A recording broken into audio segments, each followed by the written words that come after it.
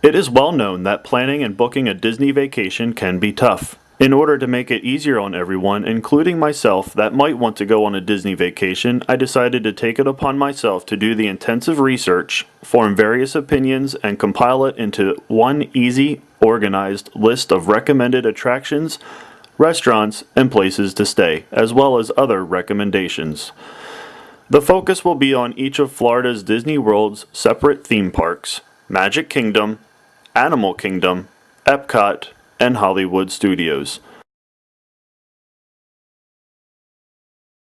Magic Kingdom is split into 6 different sections. Main Street USA is the main gate that guests walk into from the park.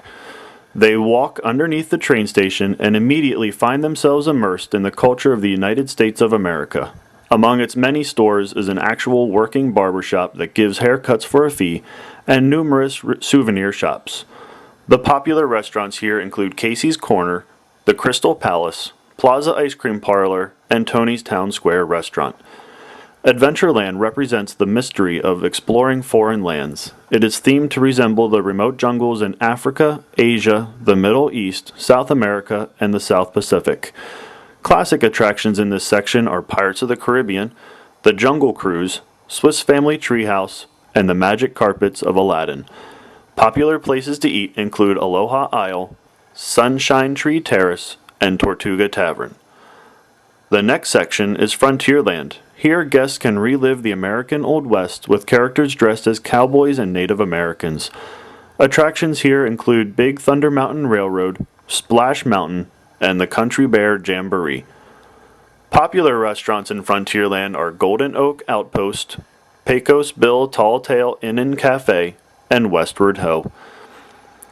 Liberty Square is based on an American Revolutionary colonial town. Classic attractions here are the Haunted Mansion, the Hall of Presidents, and the Liberty Bell Riverboat.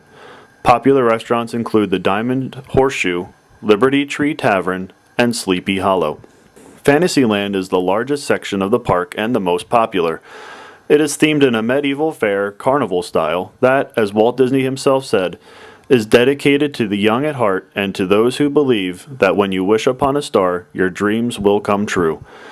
Fantasyland is home to popular attractions such as It's a Small World, Mickey's PhilharMagic, Prince Charming Regal Carousel, Dumbo the Flying Elephant, Mad Tea Party, the soon-to-be-completed Dwarf's Mine Train, and, of course, Cinderella's Castle.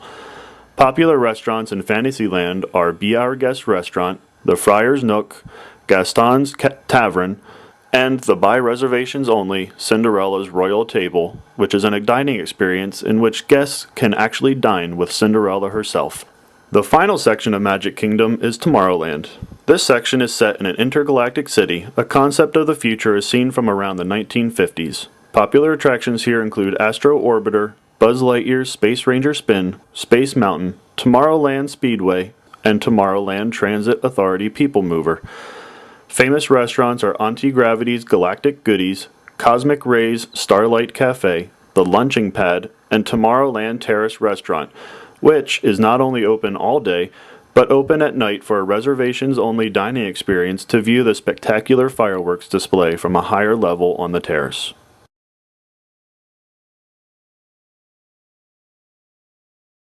Animal Kingdom is divided into 7 themed sections, each offering restaurants that serve the cuisine of that area. Oasis is the park's main entrance. It features several habitats of many species of birds. The only restaurant located in this section is the Rainforest Cafe. Discover Island is located at the center of the park and is the central hub that connects all the other sections except for Rafiki's Planet Watch. The 3 major attractions here are Discovery Trails, It's Tough to Be a Bug, and the Tree of Life. The 2 popular restaurants are Flame Tree Barbecue and Pizzafari. Africa is set in the fictional African village of Harambe. Main attractions here include Kilimanjaro Safaris, Pangani Forest Exploration Trail, and Wildlife Express Train. Popular dining areas are the Dawa Bar, Kusafiri Coffee Shop and Bakery, and the Tusker House Restaurant. Rafiki's Planet Watch is a section specifically designed for families with young children. Attractions include Affection Section, Conservation Station, and Habitat Habit.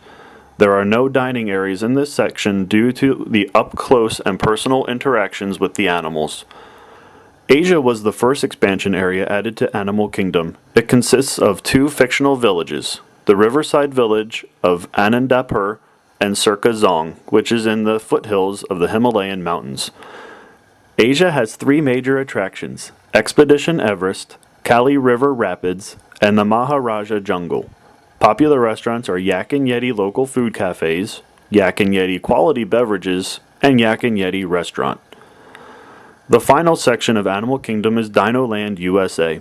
Dinoland is home of the most attractions in Animal Kingdom, with the popular ones being the Boneyard, Dinosaur, Primeval Whirl, and Triceratops Spin. The lone restaurant is Restaurantosaurus. Epcot is split up into two sections. Future World serves as Epcot's main entrance. Popular attractions in Future World are the Innovations East and West, Journey into Imagination with Figment, Mission Space, Test Track, Soarin', and Spaceship Earth. Major restaurants include Coral Reef Restaurant, Fountain View, The Garden Grill, and Test Track Cool Wash. The World Showcase is a large area reminiscent of a permanent World's Fair, containing 11 sections, each themed and dedicated to represent a specific country. Each section surrounds the World Showcase Lagoon, a large man-made lake. The Showcase Lagoon is the location of Epcot's fireworks display each night.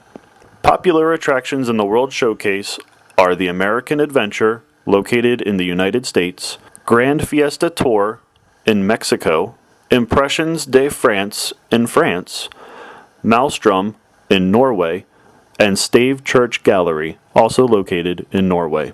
Popular dining spots are Bistro de Paris in France, Yorkshire County Fish Shop, located in the United Kingdom, Via Napoli Ristorante e Pizzeria in Italy, Liberty Inn in the United States, and the Nine Dragons Restaurant, located in China.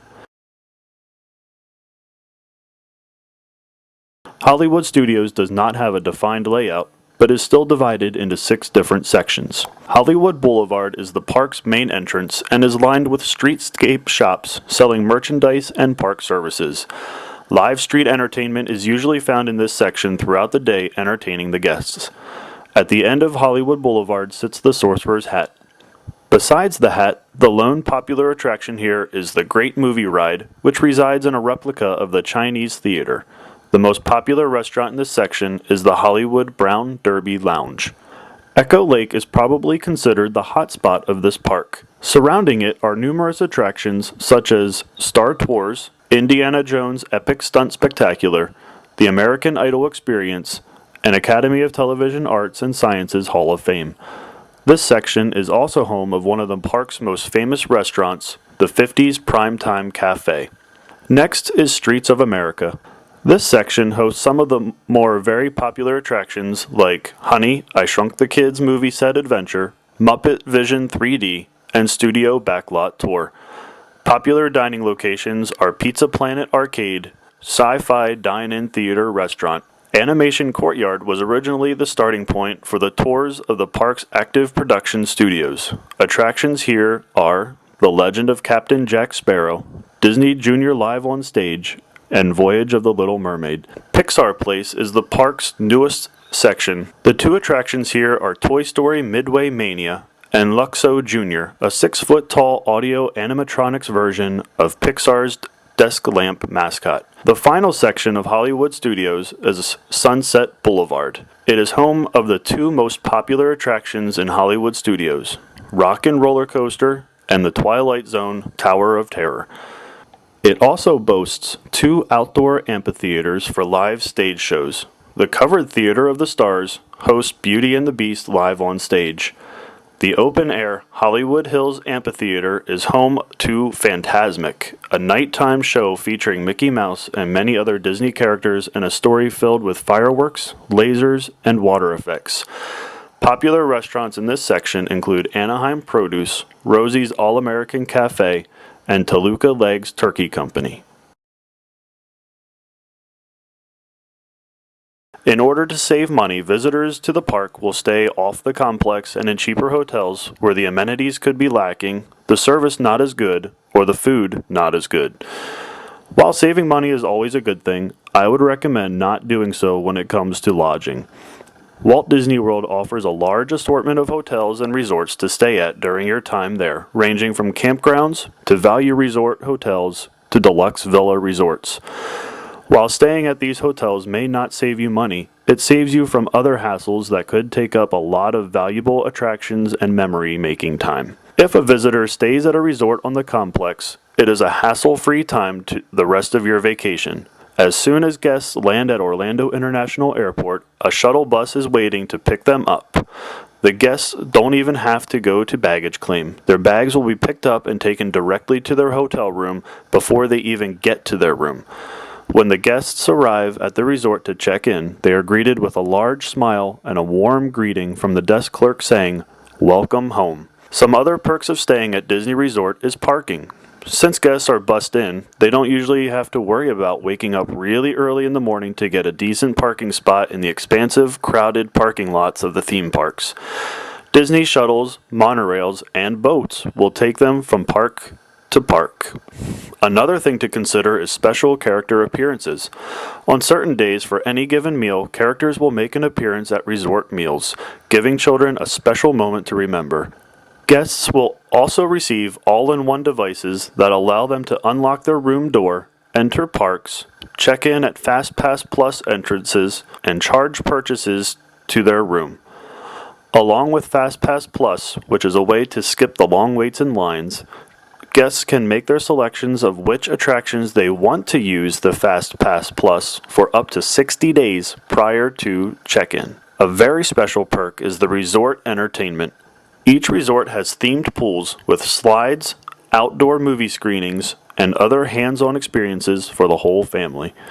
The most special part about staying at a resort is the extended park hours. Designated parks will open their gates an hour or two earlier or a few hours later, leaving the parks open to only resort guests to enjoy.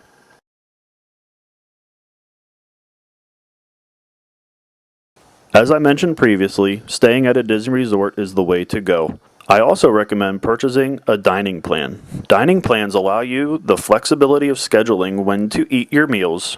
You can select from over 100 restaurants. Track your meals with easy-to-read receipts that also displays your remaining meal balance. And you can redeem your meals in any order throughout your stay until each person's meal total is complete. When planning or booking a Disney vacation, I would highly recommend a minimum of a week. For the schedule of your stay, I recommend a layout something like this. Day 1, arrive, unpack, settle in, and spend the rest of the day at the resort that you are staying at. Plan your days out and rank what attractions you want to do most at each park. Using a map is preferable. Day 2, Magic Kingdom. Work clockwise around the park. Start first thing in the morning and hit the attractions that you wanted to do first. Take your time and do not stress out. Day 3, Epcot. Start at Future World, then, once you get into the World Showcase, work clockwise around the nations. Again, hit your main attractions that you would like to do first. Day 4, Hollywood Studios. This park is a little trickier to get around. Since it doesn't go in a basic circle like the other parks, try going clockwise anyway. Again, maps are always useful to find your high priority attractions. Day 5, Animal Kingdom. Work clockwise, just like any other park, and really take your time. There is no need to rush through this park. Enjoy all the animals. Day 6, Free Day. Do any attraction at any park that you were not able to do while at that specific park. If you hit everything you wanted to do, go to one of the water parks that Disney has to offer, or to Downtown Disney or the ESPN Wide World of Sports Complex. Day 7. As much as you may not want to do this, you have to pack up your belongings. Take this day to just relax in the resort and let the week's events just soak in. The best advice I can give anyone that is wanting to plan a Disney World vacation is to go see a travel agent. There are many agents that specialize in strictly Walt Disney vacations, and they are the absolute experts and would be able to be the best help to plan and even book your trip.